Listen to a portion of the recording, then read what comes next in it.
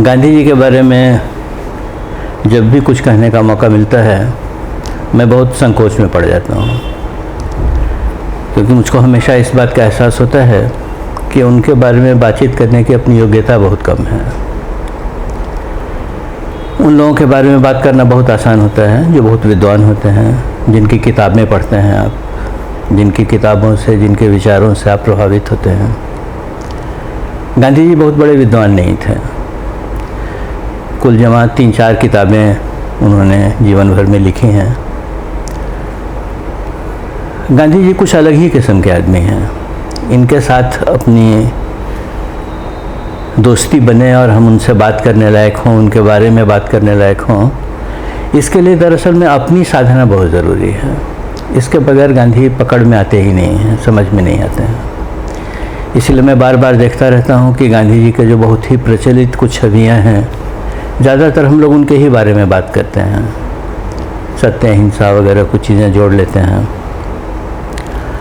लेकिन गांधी जी इसके आगे कुछ थे। इस बात का एहसास हम तब तक नहीं कर पाते हैं जब तक हम लोग किसी काम से जुड़ते नहीं हैं जो गांधी जी का काम है, और गांधी जी का भी क्या कहूँ, जो मनुष्यता का काम है। मुझको याद आता है कि जब हमारा 1974 का संपूर्ण क्रांति आंदोलन शुरू हुआ था तो जेपी ने हम लोगों से ये कहा कि इस आंदोलन के कुछ नारे बनाइए। नारे ऐसे होने चाहिए जिससे इस आंदोलन का शील प्रकट हो। अब ये कभी सोचा नहीं था उस उम्र में कि नारों में कोई शील भी होता है। नारा तो सड़क पर ज़ोर से लगाने के लिए, थोड़ा हंगामा मचाने के लिए होता है। लेकिन उन्होंने जब ये बात कही कि नारे ऐसे हों जिसमें से अपने आंदोलन का चरित्र निकलता हो, तो सोचने लगे और उसमें एक नारा मैंने बना दिया, हमला चाहे जैसा होगा, हाथ हमारा नहीं उठेगा, अहिंसा का एक संदर्भ लेते हुए। और वो नारा उनको बहुत ही पसंद आया। उन्होंने कहा कि तो पूरे आंदोलन को तुमने समेट दिया है इसमें। फिर भी मैं नहीं समझा कि उसमें क्या सिमटा है। लेकिन जैसे जैसे आंदोलन आगे बढ़ा और आंदोलन का दमन होने लगा, उस समय इस नारे ने उन सारे लड़कों को कितनी ताकत दी जिन्होंने कभी गांधी जी को जाना भी नहीं था, जो इन सब नारों का बहुत मतलब भी नहीं समझते थे, लेकिन इतना समझते थे कि इसमें जो संकल्प है वो जेपी का संकल्प है, इसको अपने को तोड़ना नहीं है। तो वो दृश्य भी मैंने देखे हैं जहाँ 15-20 पुलिस वाले लोग और सामने में 10-15 हज़ार नौजवान लड़के और लाठी से पिट रहे हैं, लेकिन उनमें से किसी ने भी हाथ उठाकर जवाब नहीं दिया उसका। तो उसमें से एक नया मतलब खुला कि भाई नारे का मतलब क्या होता है, और इसका मतलब तब खुलता है जब तुम परिस्थिति के बीच में पड़ जाते हो। तो गांधी भी अलग तरह से समझ में आने लगता है। तो ये जो गांधी शिक्षक आपने कहा, तो अगर मैं ये कहूँ कि दरअसल में गांधी कुछ थे तो शिक्षक ही थे और कुछ भी नहीं थे। सारी बातें उनकी क्रांति की भूल जाएं अगर हम लोग, तो सारी मानवता को कुछ नया सिखाने वाला एक आदमी,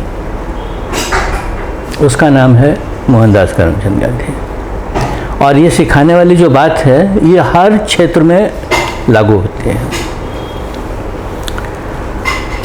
मैं कहीं पूछ रहा था अपने ऑडियंस में, और वो सभी पढ़े लिखे लोगों की ऑडियंस थी, तो मैंने पूछा कि आप में से कोई ये बता सकता है कि 9 नवंबर 1906 ये तारीख इतिहास में क्यों महत्वपूर्ण है या होनी चाहिए? तो मैं आपको बताऊं कि एक भी आदमी नहीं था जिसने ये बताया कि कोई तारीख है। मैंने कहा ये तारीख उतनी महत्वपूर्ण है जितनी महत्वपूर्ण हमारे जन्म की तारीख होती है। इस तरह इस तारीख को याद रखना चाहिए। तो पूछा किसी ने कि क्या हुआ था इस तारीख को? हमने कहा ये तारीख है जिस तारीख से इतिहास जो है वो मोड़ लेता है, जिसको आप कहते हैं कि पैराडाइम शिफ्ट होना। तो इस तारीख को इतिहास का पैराडाइम शिफ्ट करने की एक आदमी ने कोशिश की। जब दक्षिण अफ्रीका में इस तारीख को सत्याग्रह का जन्म हुआ, और एक ऐसे आदमी के द्वारा जन्म हुआ जो उस समय बिल्कुल बन ही रहा था, बना भी नहीं था पूरी तरह से। जब मैं कहता हूँ कि यहाँ से इतिहास मुड़ता है तो इसलिए महत्वपूर्ण है समझने के लिए कि हम लोगों का मनुष्य जाति का जो इतिहास है उसके पीछे दो ताकतें काम करती रही हैं। एक भय की ताकत है, डर की ताकत है, और एक लोभ की ताकत है, जिसको आज हम पावर कहते हैं और हम कैपिटल कहते हैं। पूंजी का लोभ है और पावर पाने का, तो पावर पाने की कोशिश से जो डर पैदा होता है वो डर है जो समाज को दौड़ा के चलता है। और ये कैपिटल का जो भूख है वो बड़े को भी है और छोटे को भी है। अब हमारी सारी संस्कृति जो है मानव सभ्यता की वो इन्हीं दो के इर्द गिर्द बनी है। इसी में से हमारी राजनीति पैदा हुई है, इसी में से हमारा साहित्य पैदा हुआ है, इसी में से हमारा कल्चर पैदा हुआ है, इसी में से हमारे सोशल रिलेशनशिप्स पैदा हुए हैं, हमारी शिक्षा, हमारी संस्कृति, हम सब कुछ आप देखेंगे इसके ही इर्द गिर्द बना है। और हमारा परिवार भी इसी में से पैदा हुआ है। इसीलिए परिवार में हमको सिखाया जाता है कि सफलता पाने के लिए ये नहीं देखने की ज़रूरत है कि किस रास्ते से मिल रही है, कितने कंधों पर पाँव रख के तुम गए हो इसकी गिनती मत करना, तुमको जाना वहाँ है, वहाँ पहुँच जाओ, सबसे आगे रहना चाहिए। ये समाज से, परिवार सिखाता है हमको। माँ अपने छोटे बच्चे को सिखाती है कि भाई बाहर से पीट कर नहीं आना है, पीट कर आना है। ये सब चीज़ें वही मन बनाती हैं जो मन इस धारा को मजबूत बनाते हैं। लाखों साल के इतिहास के बाद अचानक एक आदमी आकर कहता है कि नहीं, ये धारा मनुष्य के समाज को चलाने वाली नहीं है, इसमें से तो यही समाज बनेगा जो तुम देख रहे हो। अगर इस समाज को कुछ दूसरे तरीके का बनना हो, यानी आदमी के रहने लायक बनना हो, तो इसके वैल्यूज़ भी बदलने पड़ेंगे। और तब वो अपना सत्याग्रह का जो कुछ भी समझ है उनकी उस समय वो दुनिया के सामने रखते हैं और धीरे धीरे हम देखते हैं कि वो विकसित होने लगती हैं। अब शायद ये अंदाज़ हम लोग नहीं कर पाते हैं कि लाखों साल से चली आ रही मान्यताओं के खिलाफ उस एक आदमी ने खड़े होकर क्या किया होगा कि आज हम सब लोग विश्वास करते हैं कि नहीं, गांधी के पास कोई रास्ता था। ये कितना बड़ा काम हुआ होगा। हज़ारों एटम बम मिलकर जो काम नहीं कर सकते हैं, हज़ारों वैज्ञानिक मिलकर जो काम नहीं कर सकते हैं, वो इस आदमी ने, जिसको मैंने आपसे कहा न विद्वता का दावा है, न ज्ञान का दावा है, न डिग्रियों का दावा है, न धन का दावा है, सिर्फ अपने आत्मविश्वास के बल पर उसने हमको बिल्कुल एक नए तरह से सोचने के लिए मजबूर कर दिया।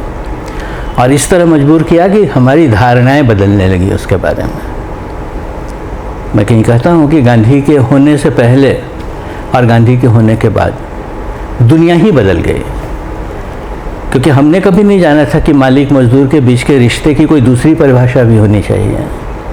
हमने कभी नहीं जाना था कि जो खेती करता है उसके मानवीय अधिकार भी होते हैं। अगर चंपारण का सत्याग्रह नहीं हुआ होता तो किसान आंदोलन की क्या ताकत हो सकती है, इसका अगर सबसे पहला नमूना हमने देखा तो चंपारण में देखा, जब वो किसानों के बीच में काम करते हैं और वहाँ से वो सीधे आते हैं अहमदाबाद और यहाँ मज़दूरों और मालिकों का सवाल है। तो किसान से निकलते हैं और ये आधुनिक सभ्यता का जो इंडस्ट्रियल रेवोल्यूशन है उसके सामने खड़े होते हैं और तब कहते हैं कि मालिक और मज़दूर के बीच में क्या रिश्ता बनना चाहिए। फिर कहते हैं कि दोनों मालिक हैं, एक पूंजी का मालिक है और एक श्रम का मालिक है। इन दोनों मालिकों की अगर दोस्ती नहीं बनेगी तो तुम्हारी सभ्यता आगे बढ़ेगी नहीं। तो ये बिल्कुल एक नई चीज़ थी जो एक नए तरह से हमारे सामने आई और इस तरह से बहुत सारी बातें। तो गांधी दरअसल में शिक्षक ही हैं जो इतनी पुरानी हमारी मान्यताओं को नए तरह से शिक्षित करने की कोशिश करते हैं। हम लोगों को समझने में शायद दिक्कत इसलिए भी हुई कि हम लोगों का मानस तो पुराना ही है और आज़ादी की भी लड़ाई सामने थी, गुलामी से छूटना था। तो जब वो बार बार कहते हैं कि ब्रिटिशों की गुलामी से छूटने में मुझको बहुत दिलचस्पी नहीं है, मुझको अपनी गुलामी से छूटने में बहुत दिलचस्पी है, या एक जगह कहते हैं कि मैं तो कभी गुलामी महसूस ही नहीं करता हूँ क्योंकि गुलामी तभी आती है जब तुम गुलामी को स्वीकार कर लेते हो। मैंने तो स्वीकार ही नहीं किए हैं। अब ये सब बातें हम उस तरह से समझ नहीं पा रहे थे। ये सब एक शिक्षक हमारा नया मन बनाने की कोशिश कर रहा था, उसमें से ये सब बातें निकली हैं। तो गांधी का शिक्षक रूप जो है वो अपूर्व है और शायद वही असली है जिसको हमको समझना है। जो मैंने आपसे कहा कि हमको भी समझने में दिक्कत आती है, वो इसलिए आती है कि हम सब लोग भी तो इसी संस्कार में से निकले हुए हैं। हमारे साथी भी जो काफ़ी समय से काम करते रहते हैं, वो मुझसे कभी कभी कहते हैं कि प्रशांत जी आपके रास्ते चलेंगे, कुछ नहीं होगा तो दिखा देंगे। हमने कहा तो क्या दिखाना चाहते हो? वो अभी क्यों नहीं दिखा देते हो? मेरे साथ चलने के बाद दिखाओगे तो क्या फ़ायदा होगा? अगर कोई ऐसी बात है जो इससे